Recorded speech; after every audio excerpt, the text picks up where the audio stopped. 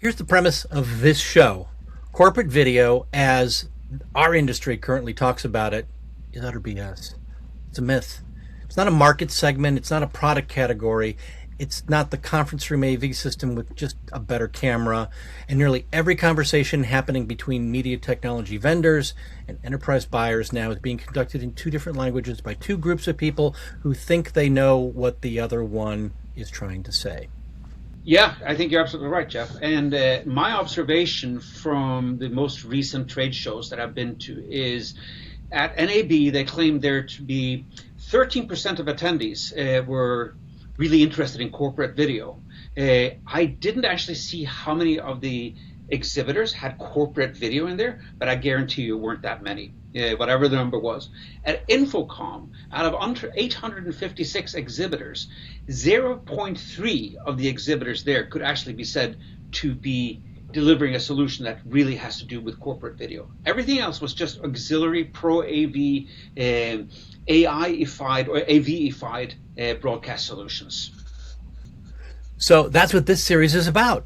Let's introduce ourselves. I'm Jeff Sengpiehl. I've got decades in media technology, starting it back at ABC and going all the way into AI. Along the way, broadcast engineering, post-production, systems integration, facilities build out. I've had CTO and high-level engineering roles across post and storage, light iron, chainsaw, key code, Qualstar. Today I'm working as a consultant and fractional CTO as ThePostDoctor. It's vendor neutral, focused on production, post infrastructure, live storage, asset management, expanding markets, and workflow integration. I've been involved with SMPTE, HBA, SBE. I also publish and podcast under ThePostDoctor. And, you know, my whole career has been about the process that begins when the idea lights up and it ends when it's delivered. And that part after the camera stop, I think that's exactly the part that corporations really haven't built or gotten yet. And so I'm Eivind Sandstrand. I'm the founder and principal at Varde Media Solutions. And Varde is a new, small, but growing little boutique operation consulting outfit. We're also a solution reseller and a solution builder as opposed to a traditional systems integrator. But what's unique about us is that we focus exclusively on non-broadcast clients. What we do is we try to help our customers build the kind of media operation that they truly need in order to meet the actual business objectives of creating, managing, and publishing the content without dragging them down that rabbit hole of traditional broadcast engineering. And those of you who know what I mean by that, you know what I mean by that. After a couple of decades in general IT consulting, I landed in the media and entertainment sector about 18 years ago. Since then, I've worked for the product manufacturers, I've worked for systems integrators, I've headed up consulting and innovation development, but always trying to look for better ways to deliver solutions and technology to customers. Early on in my tenure at Diversified, it became very clear to me that the enterprise market is not just underserved, it is ill-served, plain and simple. For a market that is 10x of that what broadcasting represents, it just blows my mind that so few seem to take it more seriously and try to approach it differently and better. My vision is that now that we actually have technology that can enable any type of user or organization to use what used to be complex, proprietary, expensive, and outrageously expensive technology, the right move now is to approach non-broadcast entities in a different way than broadcasters and M&E companies. What's needed is that consultative approach. This is going to be, I think, a theme of what we talk about today a lot. But a consultative approach to building a media supply chain or the enterprise video content factory that actually serves the business needs and goals. And those are far different from those of a news outlet, a sports broadcaster, a reality show producer, and so on. Definitely. Now, this is the first in a series. I don't think we're going to solve corporate video in just one episode. We're smart folks, but it's going to take a little while. Plan's going to be go through the whole problem, what it is, why the language breaks, how AI is going to fit, how you're going to find stuff after you've done it, how you keep it, how it connects to the rest of that business. And then future episodes, we'll talk to manufacturers, integrators, and hopefully we'll get demonstrations rather than descriptions. So let's start with that obvious question, because I don't think the obvious answer is the right one. Jeff, is corporate video just a bunch of Zoom calls or marketing clips, or is it something bigger than that? Definitely something bigger. Zoom and a few marketing pieces is not just that's just the very tip of what most people see when they're working with a company. Their video department is going to be a reflection of their entire business, and sometimes it's going to be the most valuable content they have. They've got a media supply chain in the company, and it begins from the concept of the idea, pre-production, all the way through distribution. Almost everyone, though, in that conversation, in the process, thinks of video in their company as cameras, studios, just town halls, things being delivered. I think the better name for what we're describing is what you said before was an enterprise video content factory. Corporations are producing or are about to produce more content than any broadcaster or Hollywood studio. So that means getting this right is not just a nice to have, it's going to be critical. So, Eivind, where do you feel that the media supply chain actually begins and ends in a corporate setting? Because in broadcast, we know that answer, and I don't think the answer really transfers over. Well, in a sense, it began the moment that business was born. It definitely begins before anyone points a camera at anything. It begins with a request, a brief, approval. And in many organizations, that can mean things such as marketing, campaign planning, project managing, budgeting, etc. And it ends well past the delivery or publication of such. It includes retention, reuse, measurement. They're creating content for a reason, not the content itself, but then eventually in archive and or disposal. And again, this can mean delivering to a marketing department, to a partner agency, to HR, to a learning and development department, to compliance, etc. And so the corporate version of that media supply chain, the content factory, has more handoffs between people who do not consider themselves to be media people at all. They are the internal producers and consumers of video. But these people have missions, they have jobs that serve the business objectives that in and by themselves have nothing to do with video. Video is a tool. It's just a means of achieving a goal, not the goal itself.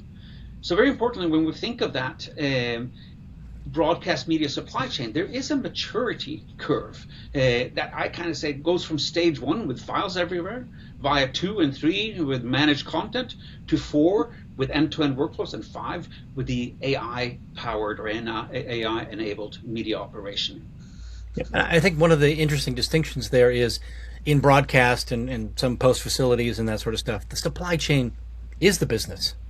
In a corporation, supply chain is just there to service the other businesses, maybe the 15 to 20 different units that all have their own ways of doing things, their own deadlines, their own systems.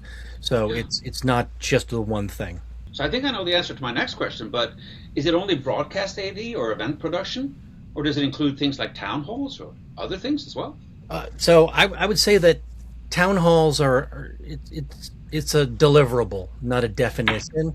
If you think the town hall is the whole of corporate video, that's like saying an entire broadcast is determined by the network news for the evening. There's a lot of other things around that. So at its core, corporate video is going to be centered on the internal consumers of content, marketing, HR, legal, training, communications, sales enablement, even support teams need content that is delivered in the video way. The thing is, that's the reality of this, is how these groups are going to publish and distribute that content to internal or sometimes external audiences across all the business, and taking into consideration that they run on very different systems. So that supply chain has to let the organization ingest, manage, edit, share, and distribute. It's not a production, it's a factory. I guess the next question there is, why has corporate video suddenly become this hot topic for traditional media technology manufacturers? What's that thread do you think they're all seeing? They're sniffing gold. This market is so much bigger than the broadcast market, which as we all know, is under pressure on nearly every front today. So manufacturers need somewhere else to go. Broadcasters, the pressure they're facing means that they're not going to invest as much money. They're going to try to do more with less, as they always say. So corporate video has become the fashionable buzzword in the media technology world. But fashionable does not necessarily mean that they understand it. And I feel that many manufacturers treat it as just yet another customer segment they can serve with the existing product line, simply lifting up what they have and pivoting over to another customer segment. By the way, these types of solutions are almost always live, large-scale live productions that they want to map into live town halls, etc. But they pivot it to a new audience and they say, presto, corporate video. But that's not what it is. Corporate video looks so much different across different industries. A law firm, a health care provider, university, financial services, and a creative agency, they have almost nothing in common in their, shall we say, business objectives and requirements, other than, of course, surviving as a business. I think this pressure is not only coming from these broadcast vendors moving into the space. We've got AV manufacturers building net new product lines that are getting into territory that used to be the domain of these broadcast vendors only. And then we also have, DAM platforms, which kind of evolved out of picture management solutions online. That brings in AI tools, open source. So that all gets into conversations about build versus buy. And it's all figured out by people who've never actually had to restore an archive. And if you've ever done that, you know that it's some serious business. So, Eivind, what do you think the actual difference between broadcast and film vocabulary and corporate and marketing vocabulary is, and does it really matter? That's a great question. As I said, I've spent a couple of decades in the general IT world, which was serving, shall we say, the non-broadcast world. And I've only been 17, 18 years in the media world. But I do see that the broadcast and film world have spent a century, literally, SMPTE just celebrated 100 years last year, a century of building a precise vocabulary so everybody kind of understands exactly what they're talking about. Critical to these kinds of operations. They need to have a common nomenclature, absolutely. Corporate and marketing, they borrowed some of these words, but not necessarily the underlying concepts. And that can create some interesting conversational happenings. The same word meaning can mean two different things, or a broadcast concept can have a meaning over there, but no equivalent in marketing, or vice versa. A marketing concept means something to them, but nothing to a broadcasters. Some of the examples that I found that I find fun and interesting, for instance, like the concept of video intended to influence an audience, programming versus communications, from broadcast to business. The people watching that content, audience versus employees, partners, or customers. You can be dealing with all three inside of a business, and they have all different kinds of requirements. A video or a file can be an asset, or it's just content. An asset in the business world is something very different, and don't make that mistake of mixing the two up. Absolutely. One-to-many live communication, as broadcast versus live event or town hall. Yeah, think of that. The act of actually making video, production versus content creation. So the thread is kind of like the business world, the corporate video world, is a little bit sort of plain Jane type of language, but it doesn't take away any of the meaning. Changing the video format, transcoding versus converting. It achieves the same thing, but they speak about it very differently. I mean, one of the interesting things that always comes up at HPA is people talk about the ontology for media creation. And that's just how the broadcast and film industry figures out what we're talking about, because one thing inside of Disney may not be the same thing inside of Paramount.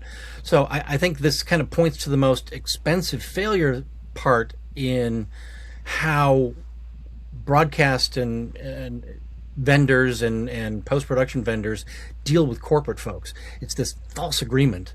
You say asset management, everybody says, oh yeah, we need that. And then they go on, they have a completely different picture in their heads. They walk out of the conference room with completely different ideas. And that gives us that consulting and business understanding gap. So a lot of system integrators don't really know how to fill that, don't know that it even exists because they think everyone is talking their language. The worst case, I would say, is a broadcast consultant who comes in and they don't understand what the business owner or the board really wants, and they deliver something that's technically correct from what they were thinking, but it doesn't solve the initial problem. So it's not going to get caught in a design review. When you got to go live, the users come in and try to use it, and they can't get their job done, they can't get the message out. That's going to result in what we know as, from the integration space, as a change order. And change orders have a significant dollar value usually attached to them. So that then follows up with blame, whose fault is it? And then accounting, who's going to pay for it? And then, time management. How quickly can we get this here and done? And sometimes this is where it's so screwed up that people just, the corporation simply says, this doesn't work, take it all out, take it back, you're fired. Let's get into what really does need to translate. So what would you say are the broadcast and film production concepts that have to translate to enterprise, and which ones can we just kind of let go of? Well, there definitely are a few, but before I get into those, I'm going to ponder it while I now offer an observation. There is a misalignment between, shall we say, the media tech world and the non-broadcasting world. This is no fault of anybody's, but just like in any kind of sector, professionals are very fond of their three-letter acronyms and their standards and everything and the language they use. All you have to do is to go to a happy hour at NAB and everyone is speaking binary. It sounds like machine code in a modem from 1989 at times. But the problem is that when you already are misaligned from where you are coming as a manufacturer or systems integrator, and you're talking to a business that has a completely different view of the world, and you're trying to use a language that is out of sync, something is going to get lost. And this is the number one rule in any kind of solution building or consulting is listen more than you speak. But if what you are saying is not picked up by the other side, well, something is going to end up not being right. But yeah, there are some key concepts that need to survive that journey across. And I would say audio quality, video quality, and storage and archive discipline. Without the two first, you got crap. And without the storage and archive discipline, you're just going to have a run-on of material that is going to grow out of control, and that is going to feel kind of demotivating to the people who are actually paying for it. And the thing also is when you don't have that archive discipline, especially with the costs today, you can actually cost yourself out of the department. This thing costs too much to run. We'll outsource the whole thing. We're done. And the other important thing I would say is quality is not going to be a function of the size of the audience you're actually trying to reach. And you can make something that's shot professionally look amateur if that's your creative choice and your goal. But you can't take something that's shot amateur and make it look professional after the fact. It's just not really something you can do without reshooting it professionally. And then audio. That's the one thing people skip, and it punishes the audience, and then the audience punishes back. If I can't understand what it is that's being said, then I'm not even going to pay attention to this. It doesn't make any difference to me. You've lost me. Send me a PDF and I'll read it.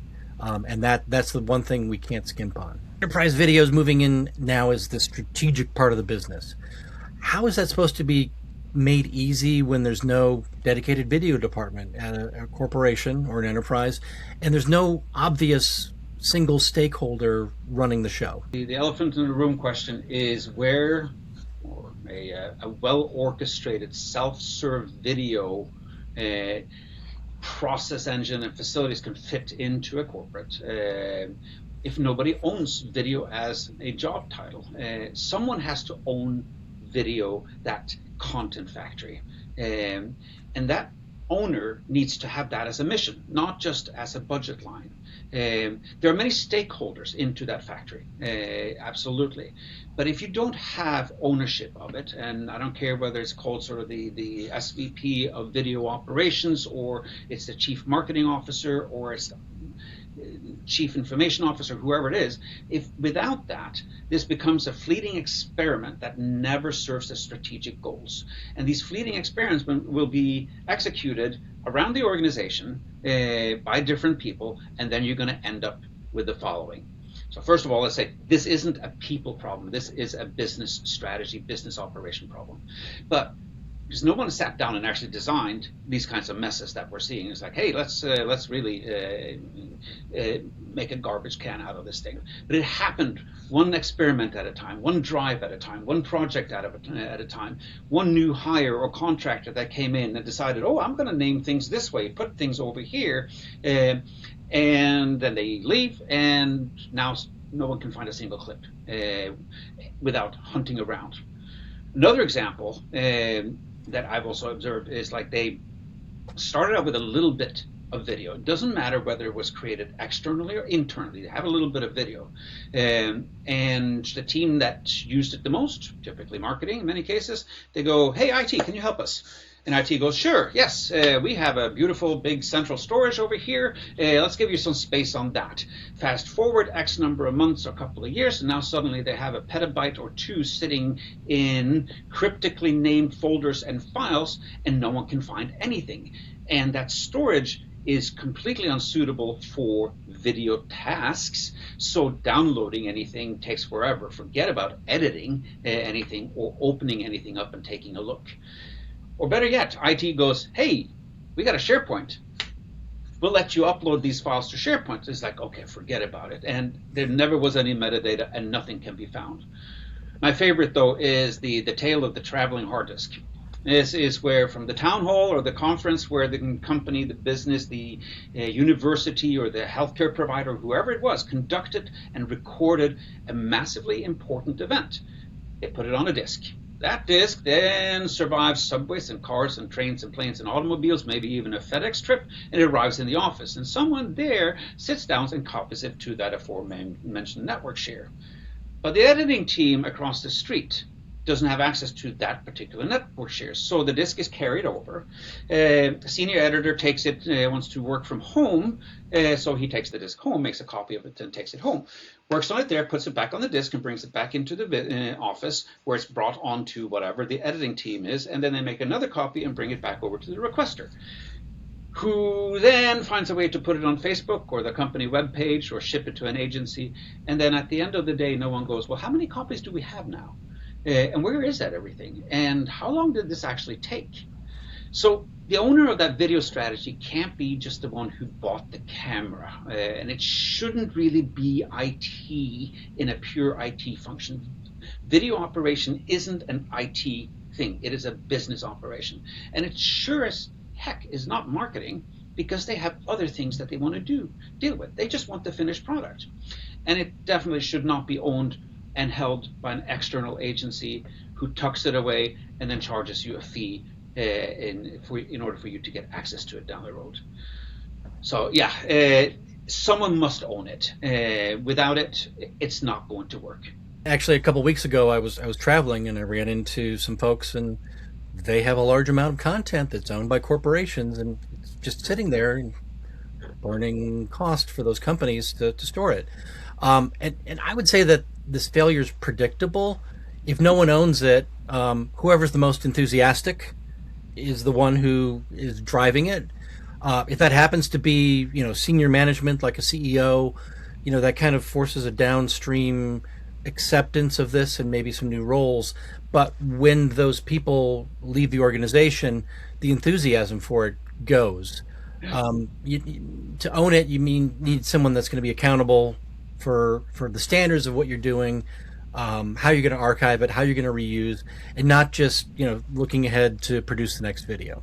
Yeah, and I'll also add to this. It's like, yes, someone has to own it, but in order for someone to own it, someone who actually owns a budget or responsible for the business success must understand and acknowledge that video is a strategic asset to the business. If they don't feel that this video is important or it's just something we do, well, first of all, they're missing out in communicating with an entire incoming generation of people. But secondly, they're not going to be, it's like they won't be building that content factory. But let's jump into something even more interesting, I think, and that's ownership, AI ownership, and compliance. And this can get complicated, but do you feel that there are different levels of concern and ownership when it comes to AI and video? Who owns AI in your company? And people look at you like, deer in the headlights.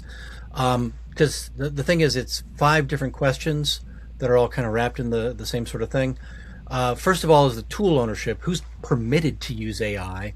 On which AI tool? Which content can be used? If there's no answer to this, shadow AI is the default state, probably already happening. The other fun thing about shadow AI is it's like shadow IT. When IT finds it, it just gets cut off. Suddenly, oh, we can't do this anymore because we don't have access to our tools because you never got them approved in the first place. That gets into that concept of content and the rights ownership. Do you actually own the rights to all the input, and who actually owns the output? From the film and television side, we know that the output of an AI system for generative AI is nobody owns it. There is no copyright. So this is the thing where it becomes really important to figure out how the talent, the likeness, the music, and all the contract terms are going to be taken care of. Enterprise contracts were really written before any of this AI thing came out, so the difficulty is going to be also you get down the road and suddenly you're getting sued by some musician because you used something that was derivative of their work and you didn't even know it. Owning that process, who's going to own the workflow on the AI side, especially when you need a human who's going to sign off on this for publication. And a lot of people look at this and say, well, the AI does so much, the human's the bottleneck. A bottleneck exists in a bottle to keep the glass from being overwhelmed and overfilling and spilling. Bottlenecks sometimes need to be there. And especially with AI, you can't just have the human as a rubber stamp validation of whatever just happens to come up because there's no time to actually look at it and decide whether or not this is the best way to go. And then you get into data and the disclosure. These days, people are having to disclose on social media, was this created with AI? Where is this content going when it's being processed? Is it going to the cloud? Are they retaining it for training? If you've got a vendor dealing with it, does the vendor contract actually state that as to how your media is being and intellectual property is being taken care of? And then that accountability and ownership. When something goes wrong, who owns the whole thing in terms of, well, the AI said to the wrong thing to the public. You got to correct that.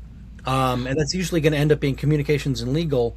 And usually what happens is the blow up happens on social media, then legal and communications departments find out that the message is actually even out there.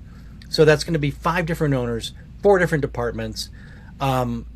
This is going to be where governance stalls.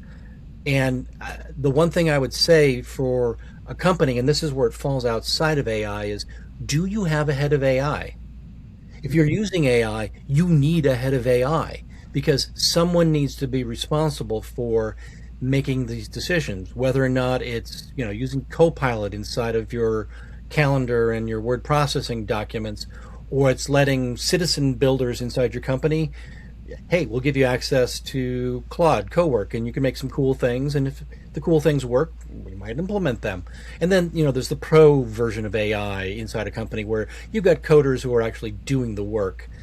Those are 3 different things, even outside of video, and each thing inside of video also applies to those 3 things. So having that all figured out and one person accountable and setting your corporate policy is, I think, the best way to go right now.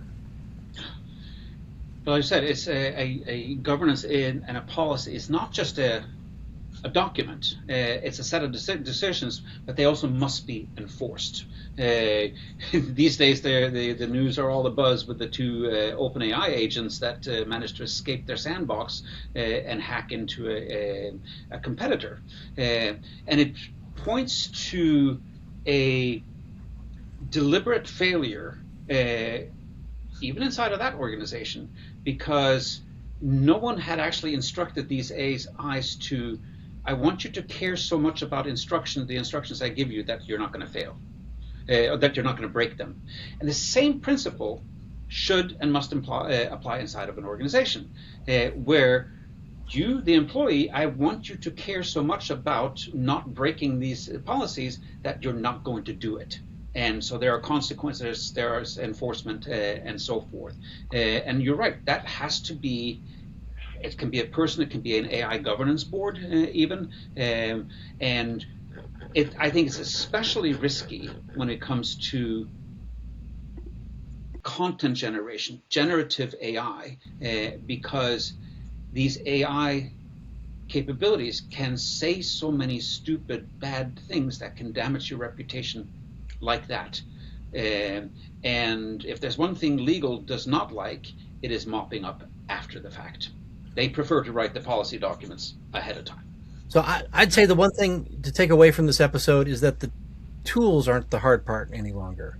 Hard part's the language, nomenclature, the ownership, the process, and I don't think there's manufacturers who are able to sell those to you.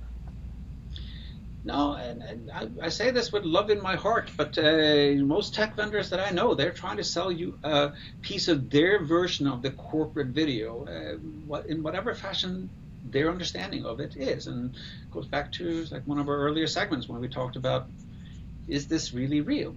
Someone still has to walk the client through, what do you have? What does it really need? And how are you going to build this thing, the content factory, that enables your enterprise, your organization, to use video as a strategic asset? And that's a conversation that should happen at least long before the technology is picked, no question. Next time we're going to dive in with a new topic. We'll figure that one out. And in the coming episodes, we'll be bringing some manufacturers and some integrators in. Let's show what we're talking about rather than just describing it. Please hit those like and subscribe buttons. And if you've got questions about the concepts around this, please hit us up in the comments.